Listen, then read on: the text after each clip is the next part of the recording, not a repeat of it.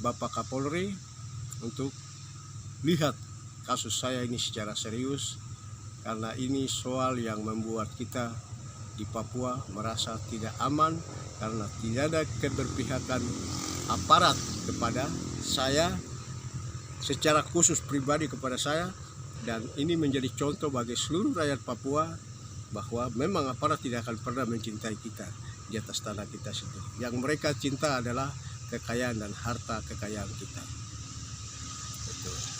Itu yang saya ingin sampaikan kepada Bapak Kapolri, Bapak Kepala Kepolisian Republik Indonesia, untuk tolong lihat kasus saya.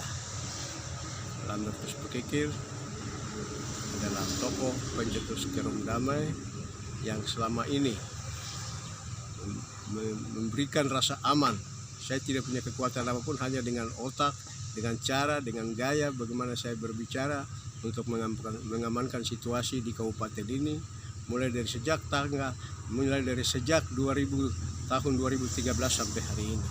Di Kerom aman-aman saja. Itu yang saya minta Bapak Kapolri, tolong lihat kasus saya ini secara serius. Bapak Kapolda, tolong lihat kasus saya ini secara serius. Begitu juga dengan Bapak Kapolres Kerom.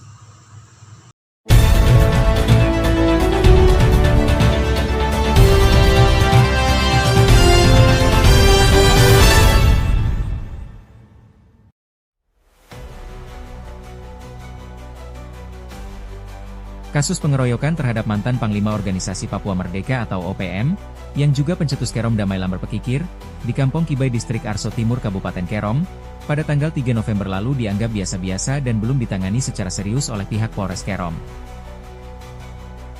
Kasus pengeroyokan terhadap dirinya pun telah dilaporkan kepada pihak kepolisian di Polres Kerom. Namun hingga memasuki bulan Desember ini, kasus tersebut belum ditangani oleh pihak Polres, bahkan dirinya telah melaporkan kepada Lembaga Bantuan Hukum atau LBH. Namun kasus tersebut belum juga ditangani pihak Lembaga Bantuan Hukum atau LBH, karena masih menunggu informasi dari pihak Reskrim Polres Kerom. Padahal kasus pengeroyokan terhadap dirinya terjadi saat dirinya mengikuti ajakan Satuan Reskrim Polres Kerom, untuk menyita alat berat di salah satu tambang emas yang anggap ilegal di Kampung Kibai Distrik Arso Timur. Dari data dan informasi yang dihimpun media ini, awalnya pria yang akrab disapa LP ini sedang berada di rumah, dan tidak tahu tentang informasi penyitaan alat berat milik tambang ilegal di Kampung Kibai.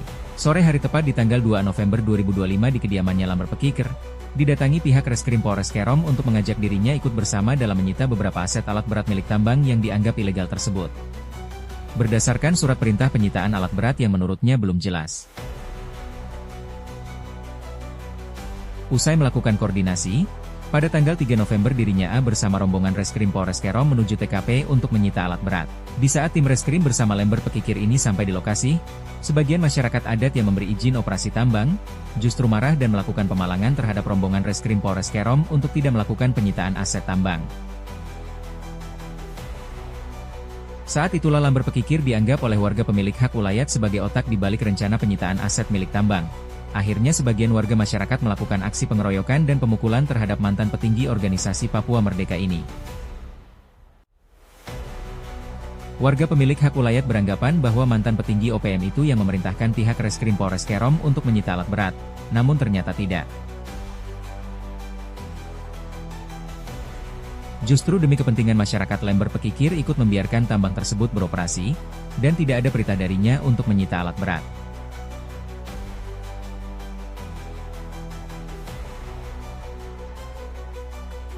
Dari sini muncul berbagai pertanyaan. Siapa pimpinan yang menyuruh menyita alat berat? Jika tambang tersebut ilegal, secara prosedur surat perintah penyitaan aset perusahaan, seharusnya diajukan langsung ke kantor perusahaan. Dan tidak langsung ke lokasi, mengantisipasi terjadinya keributan antara masyarakat adat sebagai pemilik dan pihak yang mengeluarkan surat perintah penyitaan aset perusahaan karena dianggap ilegal. Mengapa pihak Reskrim Polres Kerom mengajak Lamber Pekikir yang tidak tahu menahu, jika itu adalah tugas dan perintah atasan? Yang lebih anehnya, di saat aksi pengeroyokan dan pemukulan dilakukan oleh warga masyarakat terhadap Lamber Pekikir, puluhan anggota Reskrim Polres Kerom hanya terdiam dan nonton, tanpa penanganan. Sedangkan masyarakat adat dengan Lamber Pekikir tidak ada masalah apapun. Apakah ini sebuah skenario yang dibangun untuk membenturkan orang asli dan orang asli di balik rencana kotor aparat terhadap orang asli Papua? Berikut statement dan permintaan Lamber Pekikir kepada pihak berwajib.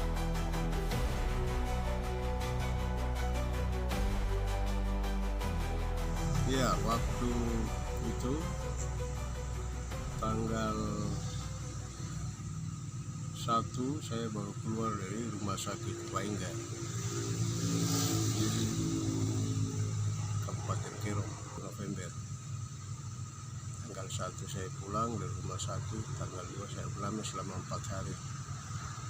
Jadi saya pulang dengan keterangan dokter bahwa harus kontrol kembali 2 hari. Saya harus kontrol kembali 2 hari.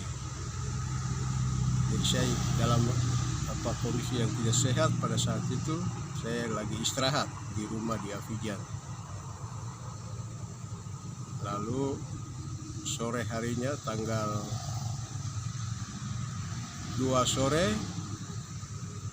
tanggal 1 saya pulang rumah sakit, tanggal 2 sore tim Reskrim Polres Kerom, 2 pimpinan KBO Reskrim Polres Kerom namanya Sodam dengan timnya datang ajak saya untuk naik ke Kampung Kibai dengan alasan atau memang itu perintah saya belum tahu bahwa kami mau naik sita alat berat yang ada di Kibai, alat berat dari tambang yang ada masuk, perusahaan tambang yang masuk di Kampung Kibai karena perusahaan itu dianggap ilegal. Itu keterangan dari KBO Reskrim pada saya. Saya sampaikan pada KBO Reskrim Pak Sodam, kalau memang sudah ada surat perintah, kamu naik. Saya kondisi pada saat ini masih lemah. Karena saya dokter suruh harus istirahat 2 hari terus kembali kontrol.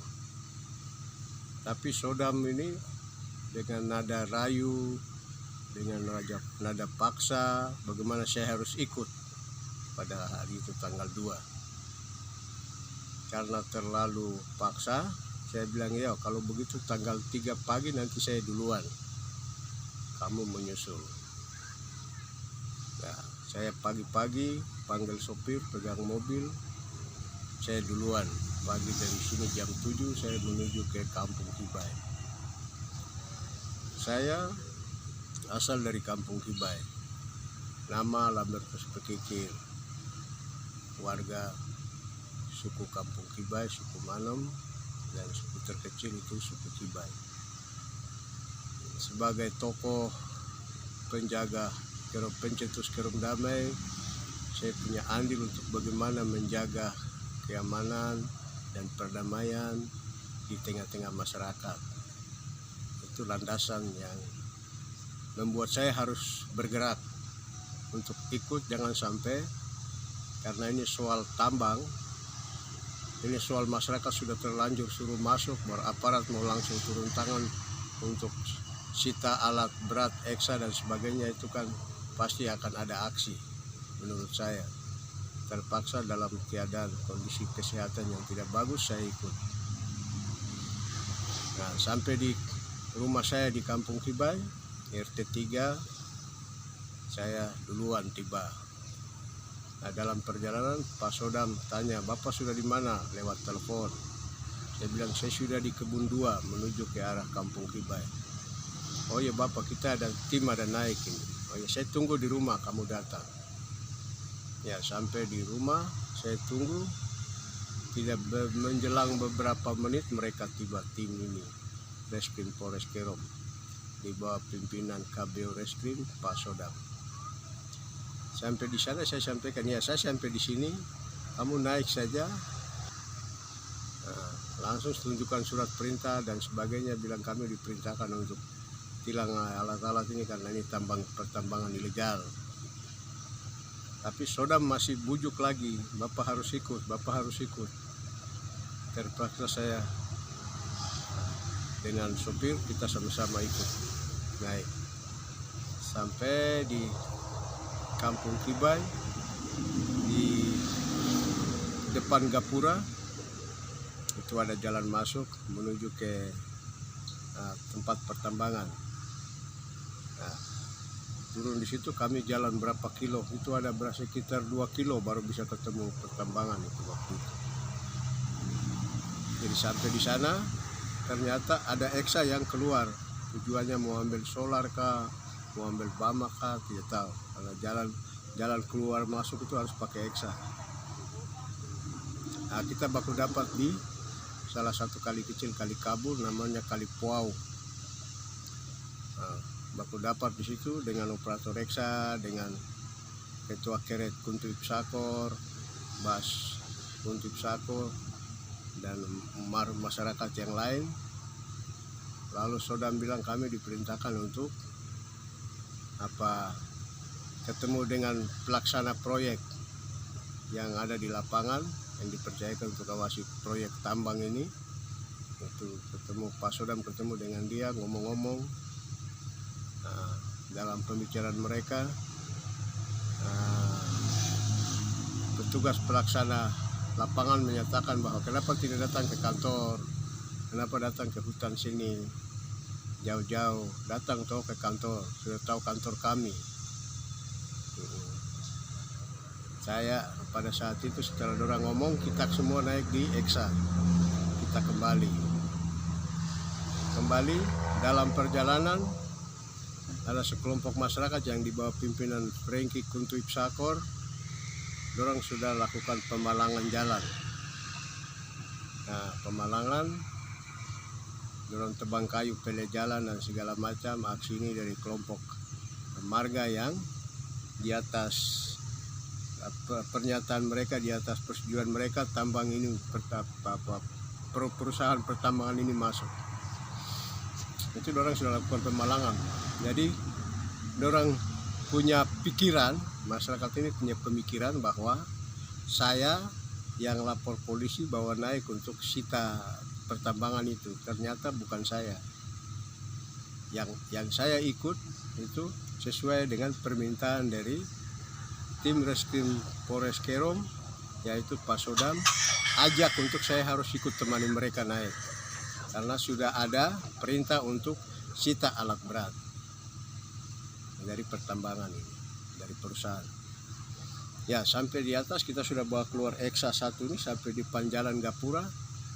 Masyarakat sudah berdiri dengan panah, busur, parang, kapak, ancam saya pada saat itu, ancam kita semua tim yang jalan rombongan dengan bersama dengan Reskrim. Akhirnya Sodam perintahkan anak buahnya turun semua dari eksa, mundur, dan tidak boleh ada yang buka tembakan.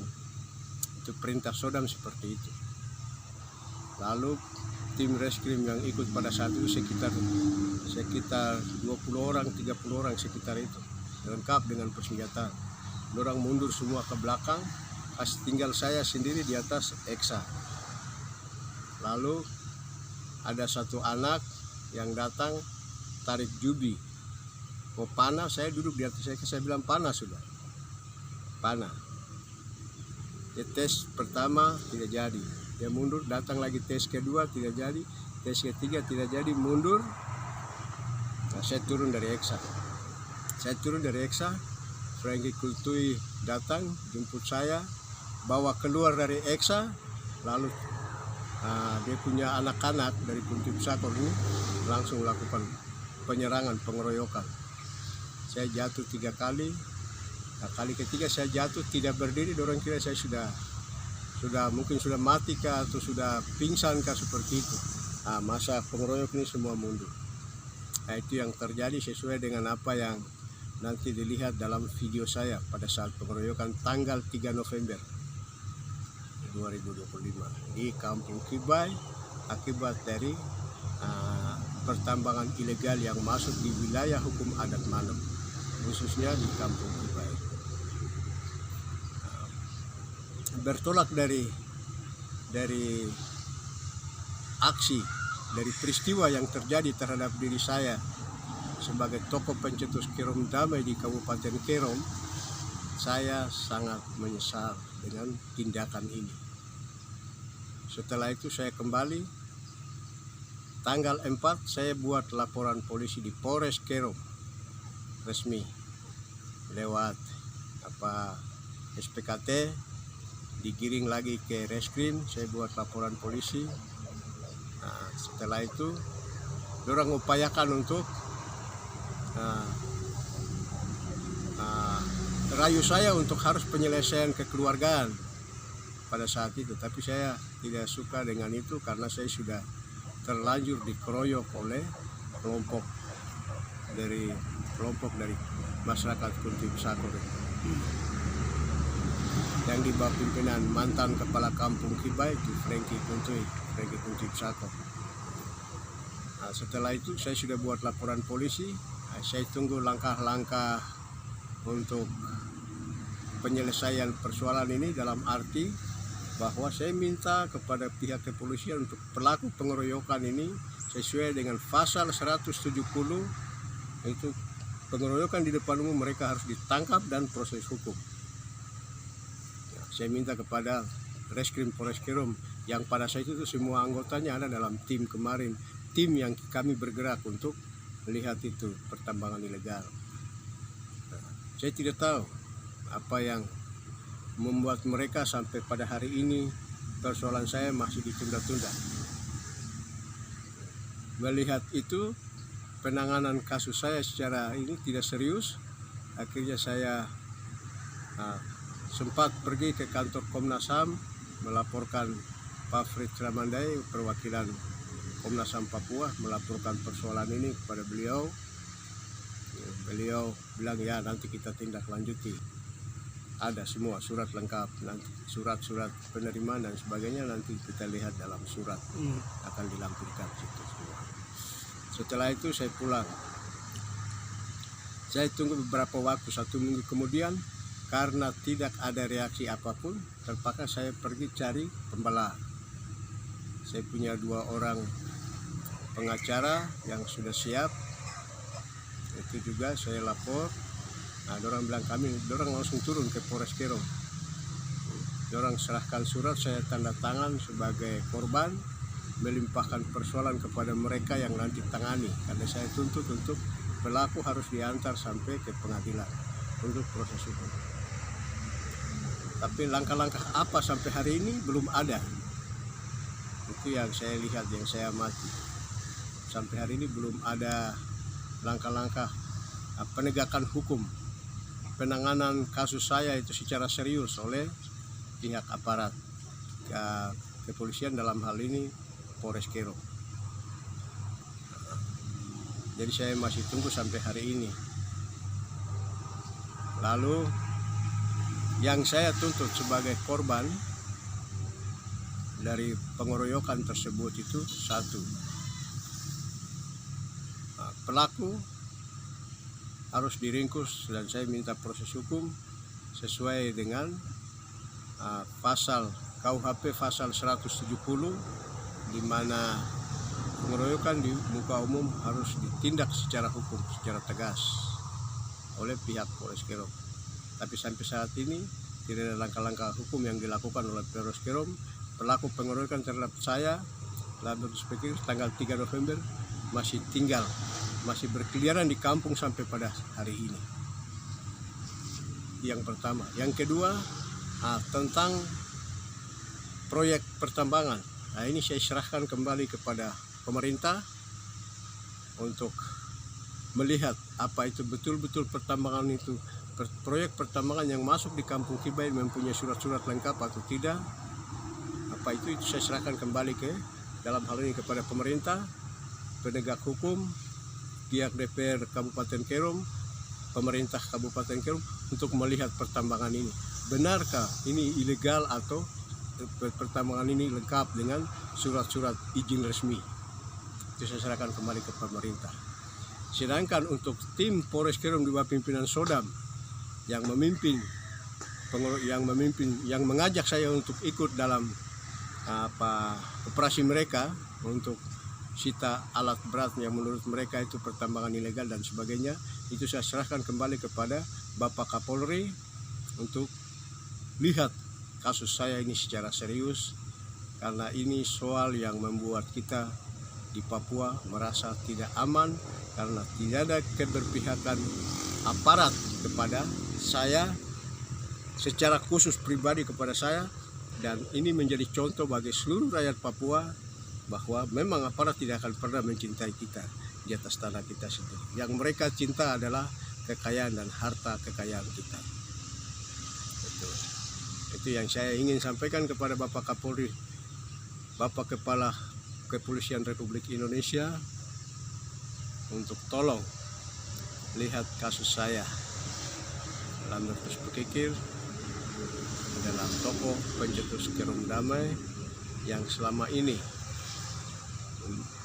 memberikan rasa aman. Saya tidak punya kekuatan apapun, hanya dengan otak, dengan cara, dengan gaya bagaimana saya berbicara untuk mengamankan situasi di kabupaten ini, mulai dari sejak tahun 2013 sampai hari ini. Di Kerom aman-aman saja. Itu yang saya minta Bapak Kapolri, tolong lihat kasus saya ini secara serius. Bapak Kapolda, tolong lihat kasus saya ini secara serius. Begitu juga dengan Bapak Kapolres Kerom. Itu yang saya ingin sampaikan. Dan yang saya minta dari kasus saya ini hanya 3 hal. 3 hal saja. Pelaku pengeroyokan terhadap saya di depan umum harus ditangkap dan diproses secara hukum sesuai dengan KUHP 170. Yang kedua, soal pertambangan yang ada di Kampung Kibai, saya serahkan kembali kepada pemerintah. Apakah ini perusahaan ini ilegal, mempunyai izin atau tidak, supaya kami rakyat tahu pasti betulkah tidak. Itu saya serahkan kembali kepada pemerintah, dalam hal ini pihak penegak hukum dan DPR Kabupaten Kerom dan Bupati pemerintah Kabupaten Kerom. Yang ketiga, tentang hak-hak di atas adat di mana pertambangan ini sedang beroperasi, itu serahkan kembali kepada kami. Masyarakat adat sendiri akan duduk dan memecahkan persoalan kami tentang hak kepemilikan tempat yang sedang digarap oleh perusahaan tersebut. Terima kasih. Dan saya soal ini apa yang dilakukan oleh tim Reskrim Polres Kerom di bawah pimpinan Sodam, itu institut, ada kelembagaan yang nanti menangani itu. Maka kasus ini saya serahkan tentang Sodam dan teman-teman yang melakukan pembiaran terhadap saya pada saat pengeroyokan itu, saya serahkan kembali kepada Bapak Kapolri, Bapak Kepala Kepolisian Republik Indonesia, dan Bapak Kapolda Papua, dan Bapak Kapolres Kerom. Terima kasih, salam damai.